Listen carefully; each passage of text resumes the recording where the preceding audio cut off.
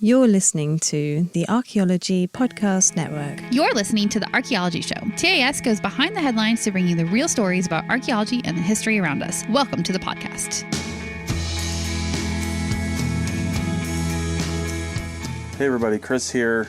We are not having an episode this week, but we do have 3 fantastic episodes planned for the future already, so we got those coming out. However, we do want to use this platform to promote other shows on the Archaeology Podcast Network that you may not be aware of. And this week we are going to promote a new show, well, new as of about a year ago, called the Past Macabre. The host is Stephanie Rice, and she talks a lot about Egyptology and different things, but this particular episode that we want to show you is part 1 of a 2-part series, and it's the archaeology of Boudica, late Iron Age Britain, and the Iceni. So take a listen to that and go check out the Past Macabre on anywhere you get podcasts, subscribe to it, and if you want to hear part 2, you're going to have to find it there. Here's the show.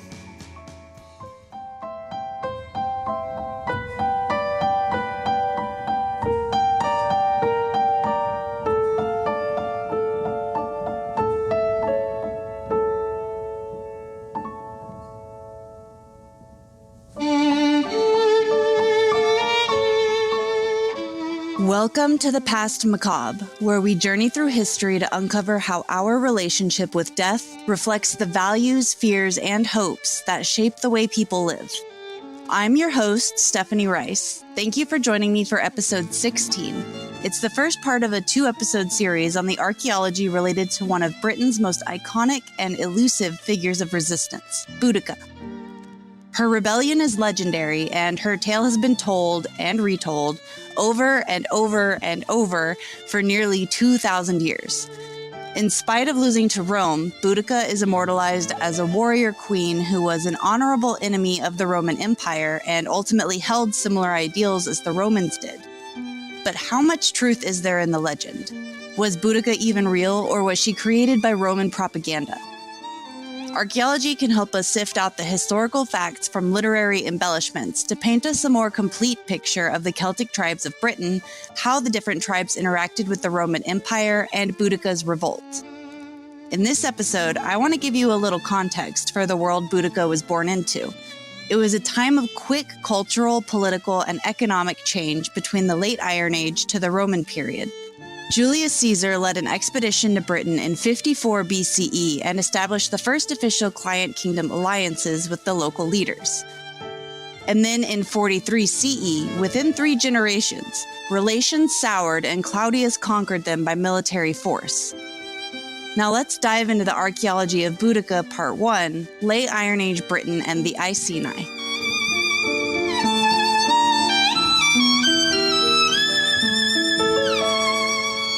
During the late Iron Age, in what we now call England, Wales, Scotland, and Ireland, there were dozens of different culture groups, though we now lump them all under, quote, Celtic tribes.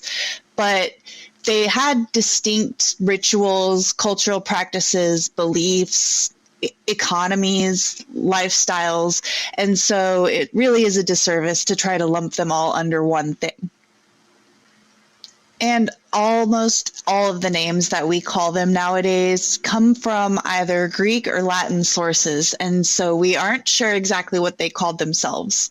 For the major players for Boudica's story, her tribe was called the Iceni, which that name comes from abbreviations that were found on coins minted in the Iceni lands well after Roman rule had already been established. So we don't know for sure what exactly those abbreviations meant. It's based on assumptions from other coins that have been found throughout the Roman Empire. So it's definitely an educated guess, but not likely that this is what everyone in the region called themselves at all times. Then we have the Catuvellauni, which were their neighbors to the southwest, and then the Trinovantes, which were their neighbors to the south and southeast.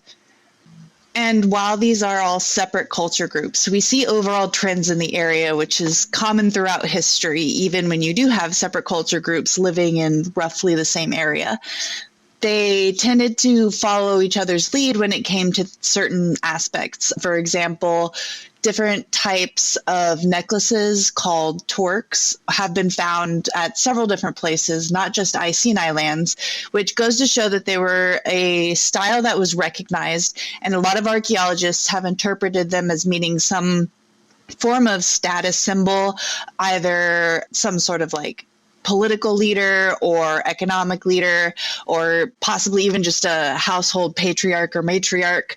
But they have been found along with other treasures that makes it obvious that whoever it belonged to was a very important person.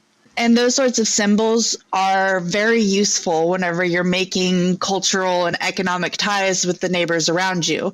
So it makes sense that you would have those sorts of overlapping traditions continuing. And then when somebody comes up with a great idea, such as hill forts, for example, they're going to be built by different peoples and not only one people, because they're a very defensible position. And when the land around you allows for it, having those hills and then the additional built up land around it to make those barrier ditches that prevent cavalry from coming in. That's how you learn to deal with the fact that a lot of the people in the area are using cavalry and chariots in their warfare. So again, there are going to be a lot of overlapping traditional things which can teach us not just about the Iceni or not just about their neighboring tribes, but also about the region on a whole.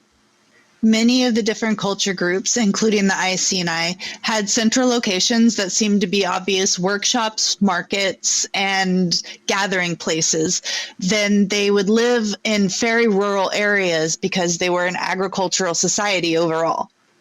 The Iceni, who were Boudica's people, they had their central area at a place that the Romans called Venta Icenorum, which literally meant marketplace of the Iceni.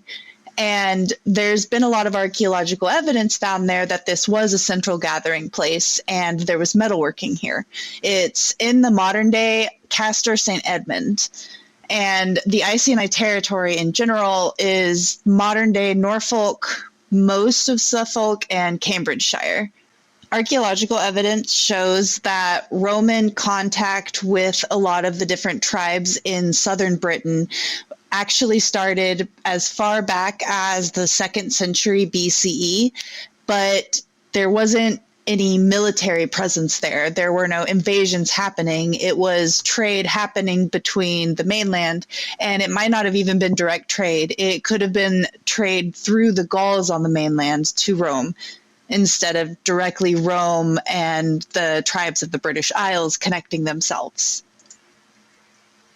The Roman presence in England begins really with Julius Caesar in 54 BCE, when he led an initial expedition force and then a small invasion force onto the island.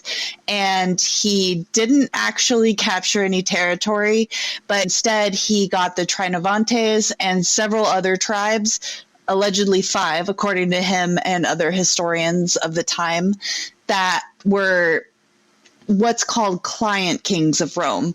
So that meant that they were recognized as the leaders or representatives of their people, and they would be the ones dealing with Rome, but it would be in a type of economic relationship only, and not the type of military presence or administrative presence that would come with being an actual province of Rome. That's not to say there wasn't any bloodshed, though, because whenever Caesar arrived, the Trinovantes allegedly allied with Rome in order to use Caesar in order to get revenge on the Catuvillani, who had recently killed the father of their current leader, who became the client king, in a raid or some sort of other large-scale dispute that was going on between the tribes. In doing so, this also established the Trinovantes as a fairly important piece to the Roman Empire at the time when it came to the economy with trading with the British Isles. And then that allowed the Romans to take a lot of the Catuvillani land and put it under Trinovantes' rule. at least officially according to Rome. Now, we don't know if this was exactly followed. This, again, all comes from texts that were written by Romans, some even generations after the fact. So these texts were written with some bias, for sure, and there's no archaeological evidence either way of the Trinovantes specifically ruling with any sort of power over the Cativellauni, because there was so much overlapping cultural material already. There is just evidence of an increase in Roman trade goods. So there's clearly a path that Rome was able to get to in order to increase trade in the area. The Trinovantes and the Cativellauni and the Iceni were not the only of these client kings of Rome or client kingdoms of Rome. Many of the southern and eastern tribes that were along England's coast and had more access to the mainland became client kings with Rome. And this continued for quite a while because, again, there were so many things that Rome had to focus on the mainland, especially with how much that Caesar had expanded the empire. There were several uprisings in Gaul that prevented Caesar himself from coming back, and then his own death and his attentions on Egypt as well. And so you have several decades and generations where people are peacefully living and making a lot of money off the Roman Empire. During this time, we also see an increase in a wealth gap between the people who are merchants and have access to trade with the Romans and the people who have less commodified trade goods. Metalworkers, for example, will see a huge increase in wealth during this time, and there's a lot of coin minting that goes on as well. It's also important to note that the terms client kings, or even referencing queens when it comes to any tribe in the British Isles, is again assigning Roman terminology onto these people. We don't know exactly how their power structure was, if there was one single unified king or queen who ruled over any level of people, if it was some sort of elected officials. All we can tell from the archaeological record is that there were people who clearly had more possessions and more power based on their location of burial, the size of their homes, the size of their burials, and the amount of trade goods that are buried with them. Without specific texts from the Iceni or any of the other tribes themselves, which we do not have and will never have, because the concept of writing things down was not a universal idea throughout the world at the time. Most peoples were happy to live mostly in the moment and through telling oral stories of their histories and maintaining their culture that way. I will probably just be reminding you multiple times that a lot of this comes from very Roman bias, so that I can make it as clear as possible that a lot of this entire tale, like Boudica's story, the evidence that we have initially all comes from the Roman side. But now we have archaeological evidence that's starting to back up the truth of what exactly happened, whether there was any level of Roman omissions where they didn't want people to know certain aspects, or whether there were Roman embellishments where they wanted to make themselves or someone else seem better for whatever reason. I will definitely be going into a lot of the critiques about the Roman bias specifically later, but now we'll get back to explaining just the history of this area and give you a bit more of the picture of the buildup to Boudica's rebellion. So these client kings, they had very complicated relationships with Rome as military presence did start to move in. A lot of these client kings had gained a lot of wealth through their interactions with Rome over time. A lot of people have been able to establish a lot of power that they were able to pass directly to their sons. We can tell based off of coinage that was minted during this time. And it's unclear if that was something that was as traditional prior to this or not. In fact, a lot of the evidence we have shows that the peoples of England especially, but a lot of the quote-unquote Celtic tribes of England, Wales, Scotland, and Ireland were what's called matrilocal societies. And that means that when a couple gets married, the husband is going to be the one that moves to his wife's people. They're going to stay around the wife's family. They're going to honor the wife's family closely. It's a tradition that's not commonly seen in the archaeological record or written history or even modern times. The traditions are often the other way around, where the woman is the one who goes and lives with her husband's family. So this does indicate that women held power, because otherwise, why would there be an intentional choice to live near all of these matriarchs like that? And a lot of the grave goods also point to that, because skeletons that lean with a lot of female traits, they tend to have a lot of grave goods and even weapons or horse harnesses and all sorts of evidence that shows that they were active leaders as well as men. So if it is possible that prior to Roman rule, a lot of inheritance was actually done through a matrilineal progression instead of it being a patrilineal, which is basically what we are used to now in our modern society. Over time, the children of all of these client kings and potentially client queens were sent off to Rome in order to learn Latin and be educated in a lot of the Western Roman ways, though I suppose for them it would have been Eastern. And then they would come back with a lot of Roman-based ideals. And then around this time, when there's clear evidence of trade and the client-king relationships, but no military domination yet, we start to see cities building up in places that were previously hill forts and more scattered settlements. There are more planned cities that are seemingly inspired by Rome, or at the very least inspired by traveling to these larger cities on the mainland. One of these examples is called Duropolis by archaeologists because it's in the land of the Durotriges, which are in the southern part of England, further from the Iceni, and were not directly related to Boudica's revolt.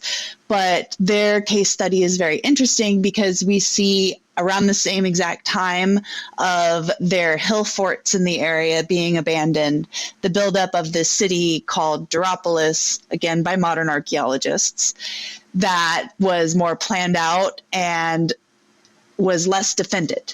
And so the fact that it was less defended also goes to show that this was a period of peace with Rome and the mainland overall, when you have these southern, essentially border tribes, because they're along the coast, no longer feeling the need for these Iron Age hill forts to protect themselves, and now in these more open cities. This also goes to show that there was a large enough established population and enough trade goods, food, and everything needed in order to maintain this sizable population for a long period of time to justify this level of stability.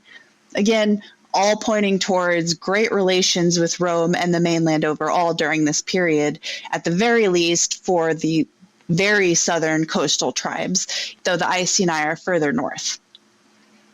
Their archaeology is very interesting too, because it again shows very little in the way of defensive fortifications. There are some ditches which archaeologists have interpreted as defensive in order to block chariots, but otherwise there's no big earthworks or hill forts there that they seem to have needed. A lot of their settlements were roundhouses that were in the flat agricultural lands. And the Iceni have a larger percentage of horse-related gear, horse burials, and chariots and their fittings than most of the other culture groups in this area, which goes to show that they were a very equestrian-based peoples, and that was most likely the core of their economy.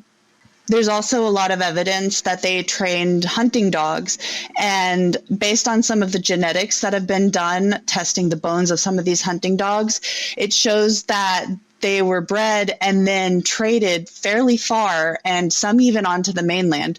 So it's possible that the Iceni were specifically known far and wide for their equestrian skills, their ability to train hunting dogs, and overall a more hunting lifestyle and skill set than a warrior skill set. They did still have a very agrarian culture, so that meant that they have sedentary settlements. They're not moving around nomadically with what's called pastoral nomads, which means that they move with their herds or anything like that. They had established fields and they were growing their own foods and grains. So it's very interesting to see this established acceptance of an animal that was no longer native to the area. The horse history of the English Isles are a little bit complicated, but the summary is they were there, they went extinct, and then they were brought from the mainland later, and then well established with now a lot of these native populations that we've come to recognize, like the Shetland ponies. So it's very cool how, especially here, we see a lot of the evidence of horses being very, very important to this culture group and their specific identity. Horses and chariots in general may have been so important to several cultures that they were actually used as status symbols.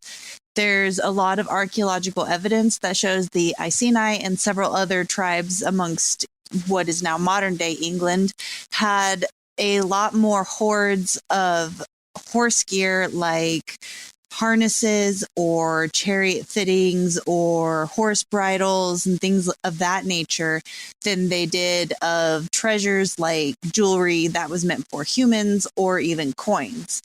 And that shift of importance when you go into those regions definitely shows that there's a history there of that being recognized as an important status symbol further out than just local.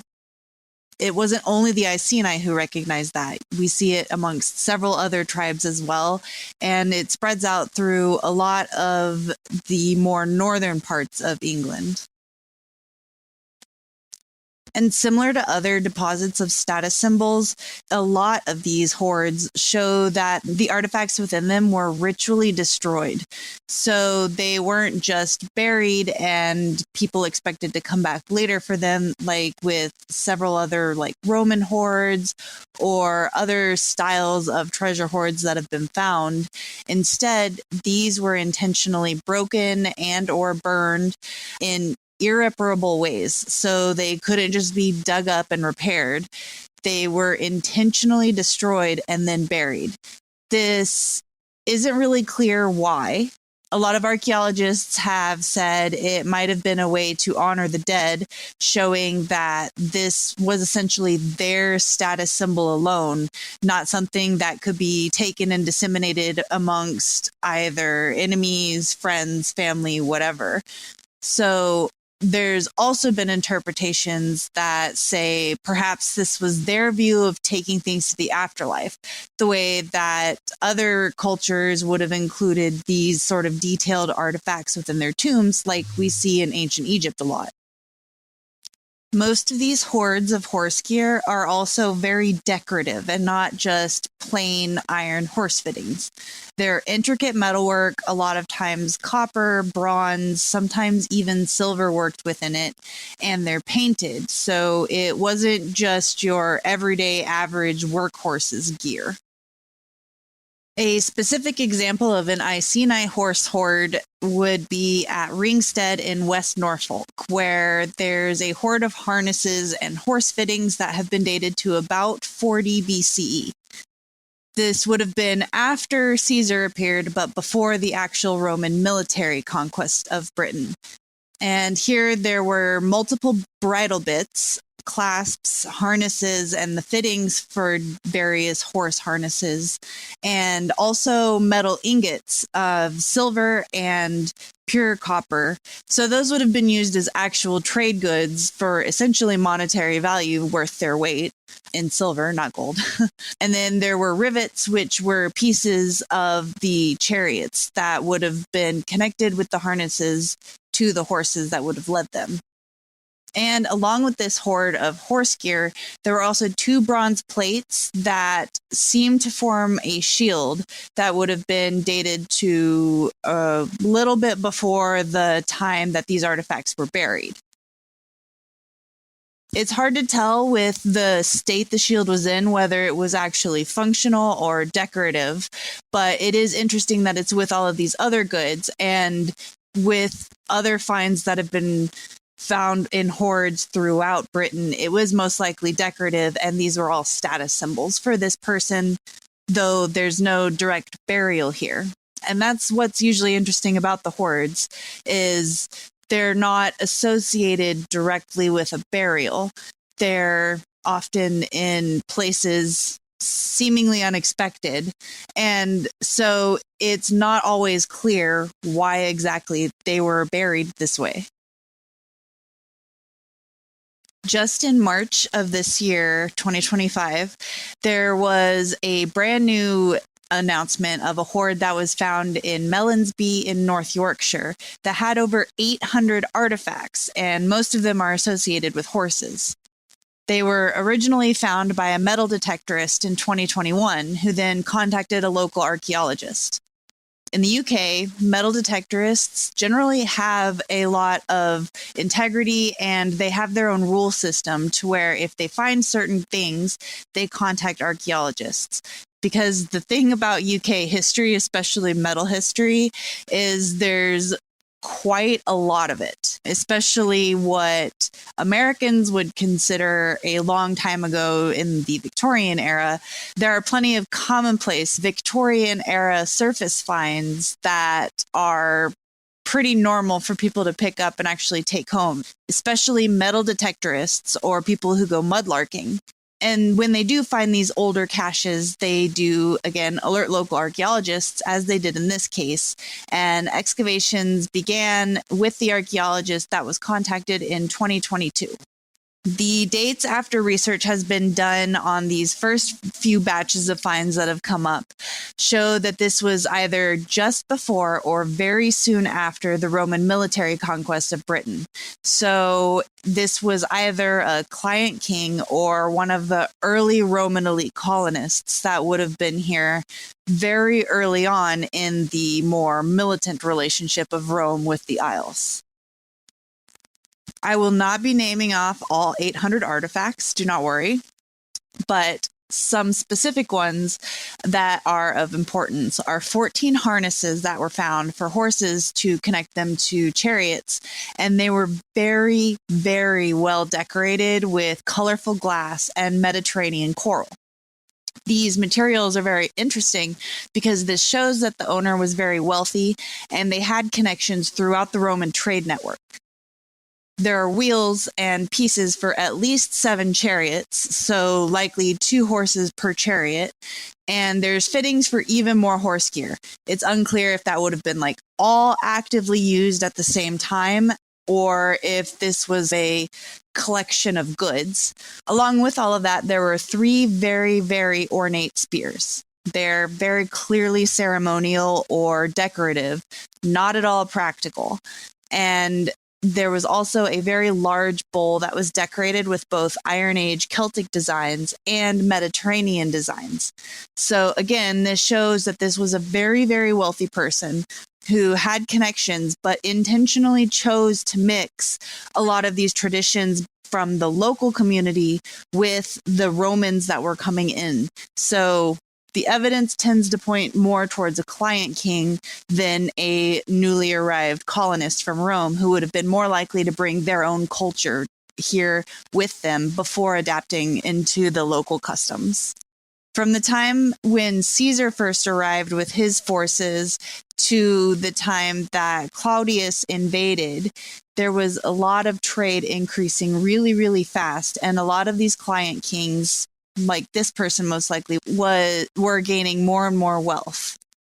And they were starting to display status through material goods more like Romans did than their previous traditions had shown in the archaeological record.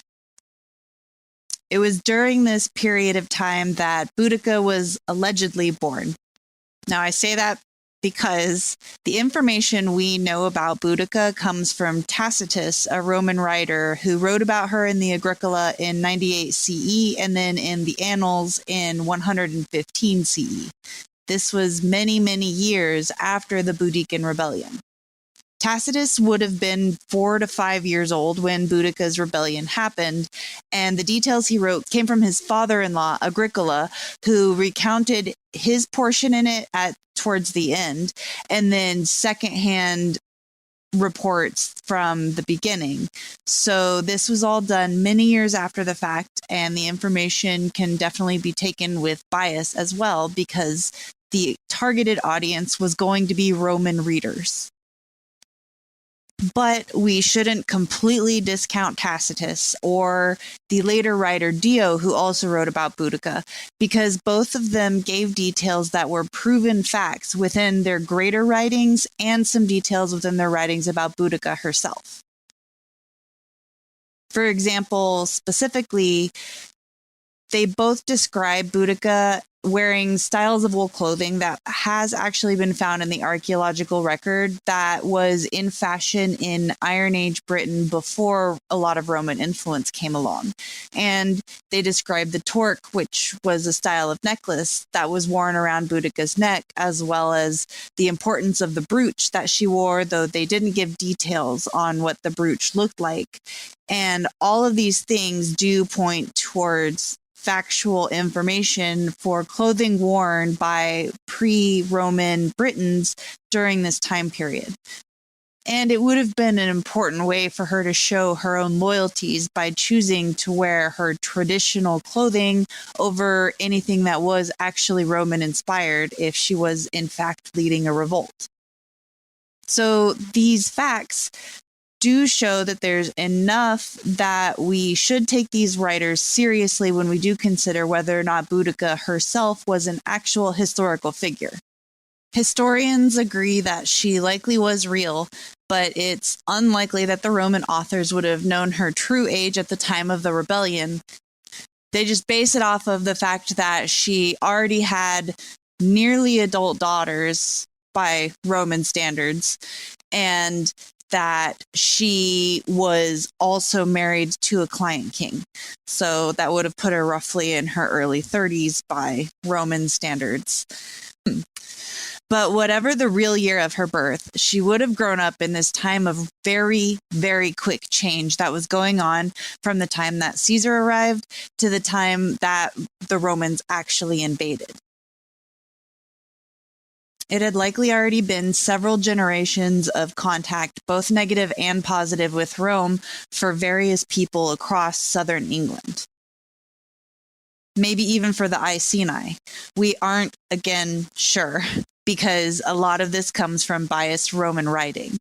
Client kings during this period began plotting to use Rome for their own devices, according to a lot of the Roman authors.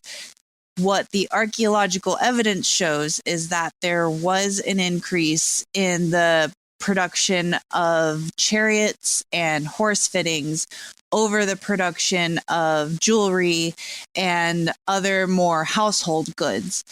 But it's unclear if that was due to mercenary work, as they were either themselves going out to work for the Romans, or if they were simply equipping the Romans, or maybe even other British tribes of this area that were standing against the Romans. There's a long list of possible what ifs for why this shift happened.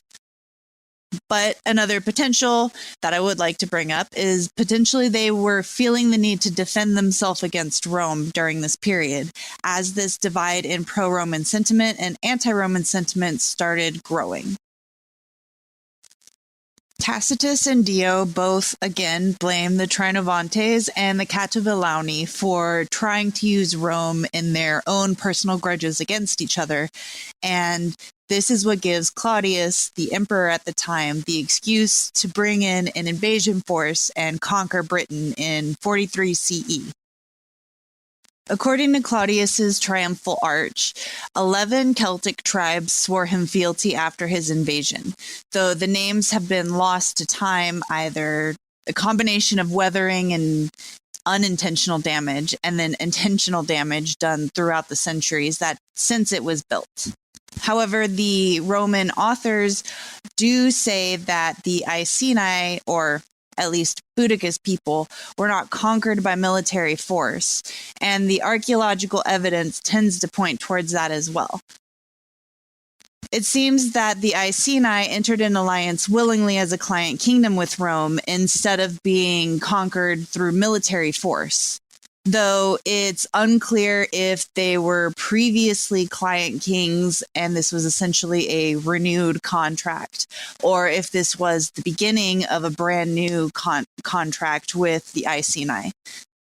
This is where the Roman writers name the first and only Iceni client king, as they call them, within their texts, and that's Prasutagus, who is Boudica's husband. Prasutagus is also depicted on some Iceni coins from the period, so there is archaeological evidence of him existing, though it's not 100% clear because, similar to the Iceni name, abbreviations are used and it's a Latinized form, so it's not even clear if Prasutagus is even a variation of his Celtic name or not. And once again, we don't know if he was actually seen as a king by the Iceni, if he was even able to speak for all of the Iceni people.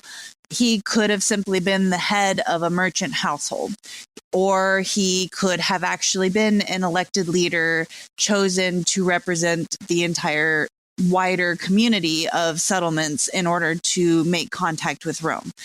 He could have been randomly selected by Rome and not even recognized fully by the locals. We aren't 100% sure because there's no definitive proof that he as a person was revered by any of the Iceni at all.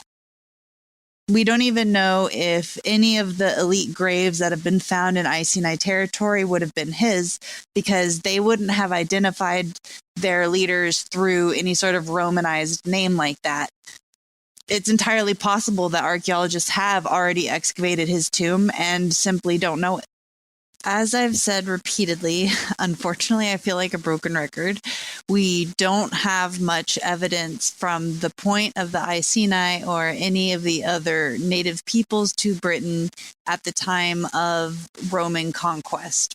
And all of the sources that we have come from very heavily Roman-biased accounts. We've been filling in the gaps with archaeological finds over the years, and hopefully over time we'll get more and more so that we can piece together even more context of the Iceni from their point of view, and many more of the other Celtic tribes.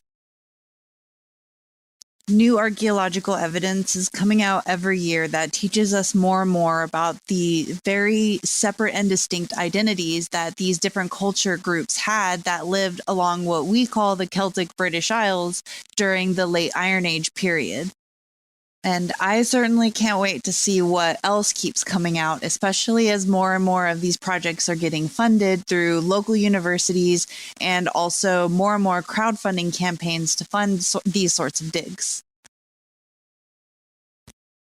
Thanks for listening to the Archaeology of Boudica Part 1, Late Iron Age Britain and the Iceni. In the next episode, we'll delve into the ways that Roman occupation after Claudius's invasion impacted the native Celtic peoples. And I'll look into the series of events that led to Boudica's revolt so that you can see that there's a chain of events and it didn't just happen out of nowhere one day. I'll also share the archaeological evidence that confirms that it really did happen, and this wasn't just a fantastical tale written down by Roman authors. Thanks again. Until next time. Thanks for listening. Be sure to subscribe to keep up with new releases. Please leave a rating and a comment. That helps the show reach others who may be interested in the Past Macabre. For access to bonus content from all Archaeology Podcast Network shows, become a member at archpodnet.com/members.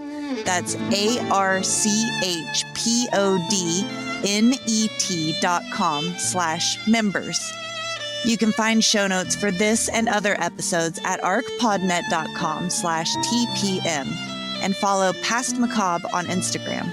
That's PAST_MACABRE. You'll find pictures of the sites and artifacts discussed, Q&A sessions, and episode topic votes. Hope to see you there.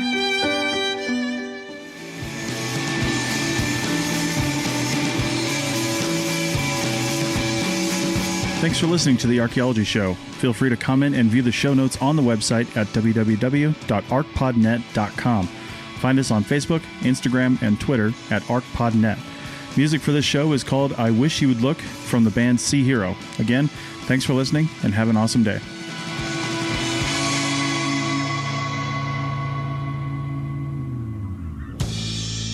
The Archaeology Podcast Network is 10 years old this year.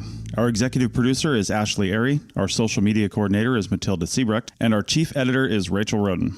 The Archaeology Podcast Network was co-founded by Chris Webster and Tristan Boyle in 2014 and is part of Cultura Media and DigTech LLC. This has been a presentation of the Archaeology Podcast Network. Visit us on the web for show notes and other podcasts at www.archpodnet.com. Contact us at chris@archaeologypodcastnetwork.com.